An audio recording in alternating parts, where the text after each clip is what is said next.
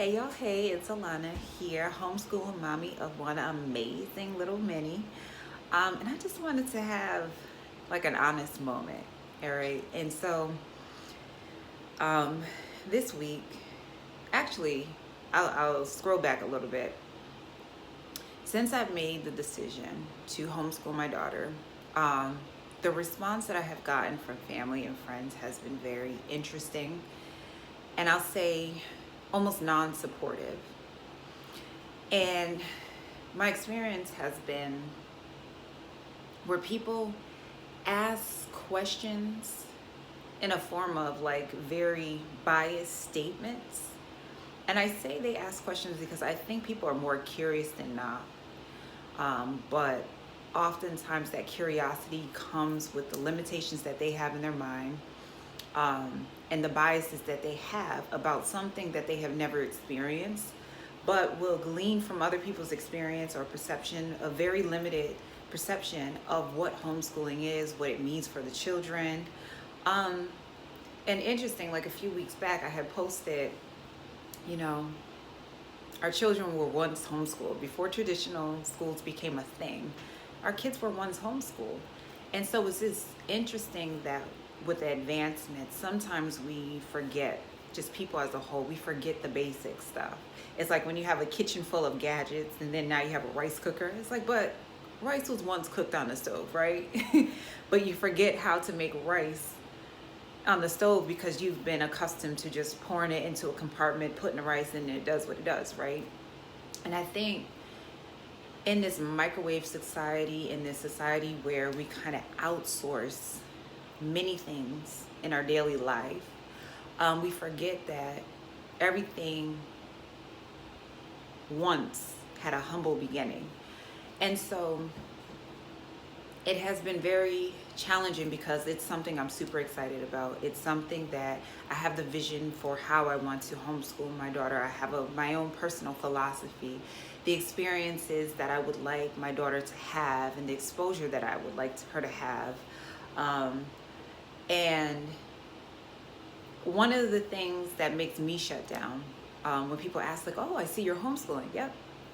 And that's why I'm so thankful. Let me just take a step back. That is why I'm so happy and grateful. And I've come to YouTube and I've tried to tap into homeschooling communities on Instagram because it is so encouraging and supportive of you all, having you all in the backdrop and just being able to plug into other homeschooling families and just really reinforce and remind myself of why I've done this, right? And it's just surrounding yourself by a community that's very supportive. And so well-meaning family and friends will ask these questions. And the thing that my trigger point is when people go to the socialization. As soon as people bring up, that is why, and that's what leads me to believe that people have this very narrow-minded view of what homeschooling is. My daughter gets out, okay? She enjoys different activities in the community, at the public library system. We have an awesome and amazing public library system that keeps the kids engaged in different experiences. And then the experiences that I seek out. My daughter is around children her age, okay? So when people automatically go to that socialization, I'm like, since when did traditional school become the antidote to kids being socially acceptable, whatever that means, right? Because I went to traditional school, I went to college, private college, and I've met people from very different backgrounds and things, and there's still socially awkward people who go into the traditional system. And I think their statements is more a highlight of their fear. Then the other thing is like, oh, I couldn't do this and I couldn't do that. And then it's like, well, you're encouraging me to keep my daughter in a school district, good school district, as they like to say. And we all have come from our own background, K through 12, and then on to college if we were blessed to do that, or if that was the road that we wanted to take. And you're saying that all of that schooling and stuff has not equipped you with the tools and the skills for you to teach your children, even at a rudimentary level. And I'm talking like the K through 5 level.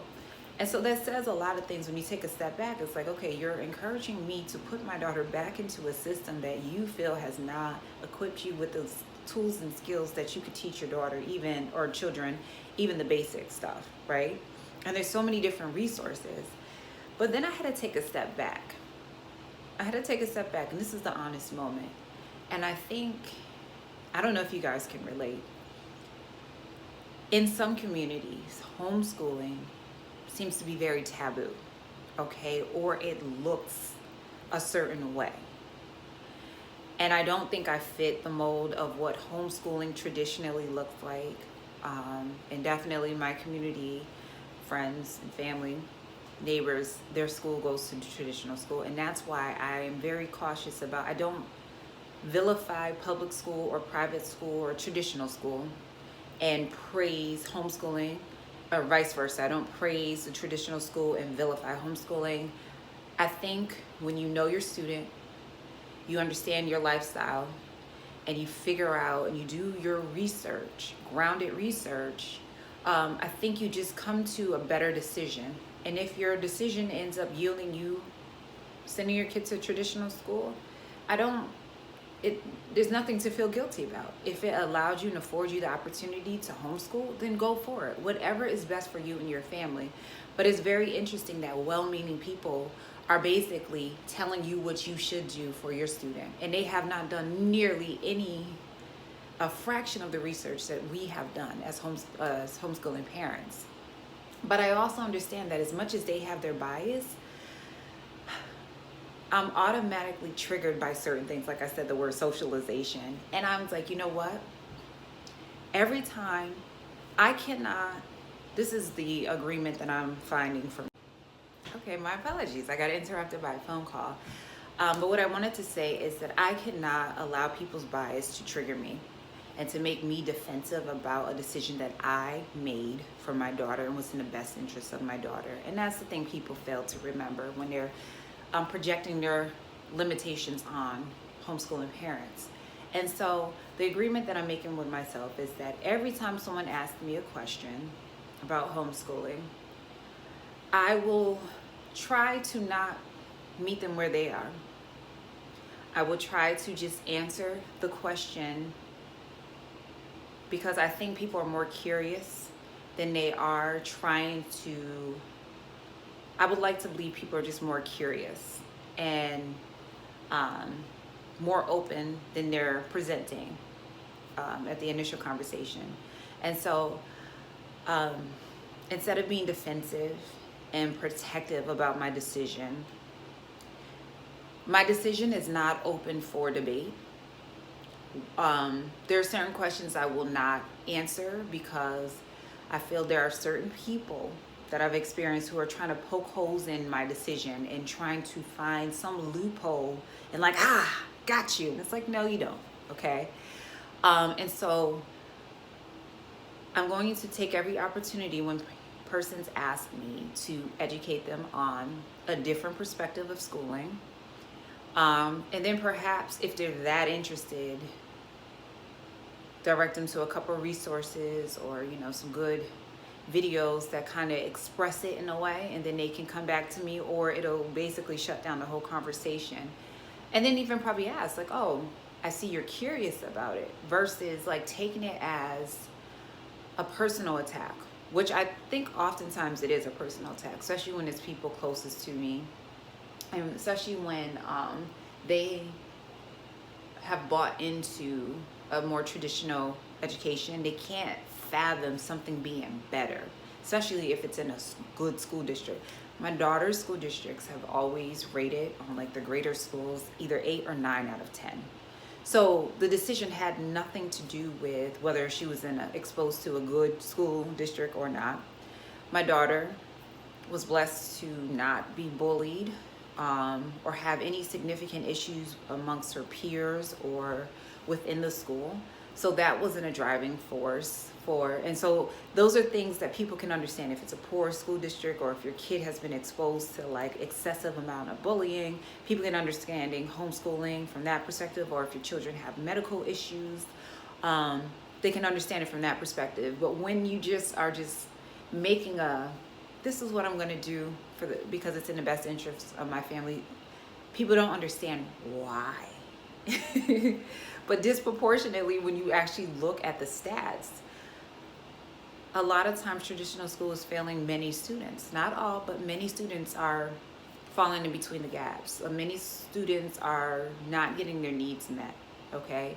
And then they become functioning illiterates in certain areas. If reading's the issue, they become, they're just not equipped, okay? And so if you have an opportunity to supplement the education or take on the responsibility and homeschool your children, or link up with a homeschooling community, a co-op and stuff, there's so many options out there, and like the ironic thing is we are constantly evolving. Like when you look at more traditional, like traditional school, traditional jobs, traditional way of transacting business, like we all are here in this community, virtual friends, hey friend, and like it's not the same. It's not like going down to the local tea party and having a conversation with the girls. Like you can have virtual tea parties, you can have virtual conversations. You go to the store, you're not even dealing with a person, you are literally checking yourself out.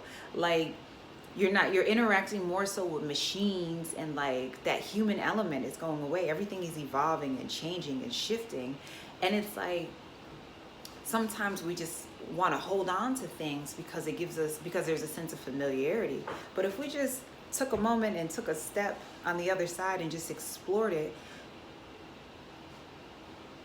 very open-minded, I think that with an open-minded perspective, and not trying to like make things make sense from our limited perspective, like the possibilities would be endless, and people would realize it's not as crazy and overwhelming and as like difficult as it seems, right?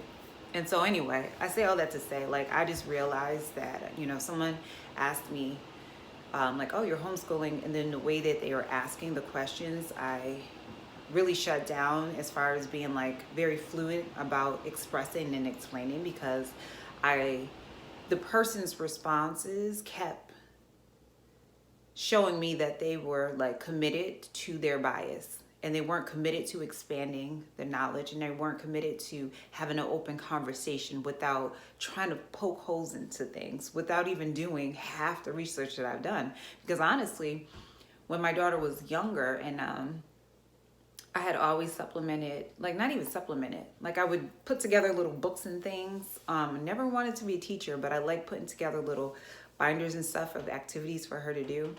And so she was reading and stuff before she went to kindergarten. And I just based that largely on the activities that we were doing. And at that point, I had been thinking about homeschooling her. And then as she had got, it was just easy as a working mom in corporate to just send her to school and then have that time and just have to worry about like daycare after. And so I had kind of forgot that was something I was thinking about. And then I was like, you know what? When fifth grade comes, hey, good morning. When fifth grade comes, or good morning, good afternoon, I was considering doing it, but then space and opportunity opened up, and we're doing it now. All right. And so I just wanted to have this honest moment and just kind of just let it go, and just come up with an agreement on how I am going to approach well-meaning friends, family, and strangers when it comes to this like homeschooling. So let me know, like, what has like the biggest challenge been since you made this decision? I mean, some of you have been doing it for a long time, and so your family just knows that's what you do. But like for the newer homeschooling families and moms, like, how do you deal with the criticism and the judgment that comes and the bias that comes when people are asking you, why did you homeschool? Why are you homeschooling? You know what I mean. You know the energy that is the fueling force behind those questions. So let me know in the comments below. Let's get this conversation going, because I need y'all support on this, because I get so protective over my decision, and I don't mind, and I hope I can be a source of education. I hope I can be a resource to people who are considering, but the biases and like the judgment, I can do without that. So let me know below. Let's get this conversation going. Hope you have an awesome, amazing day. Bye.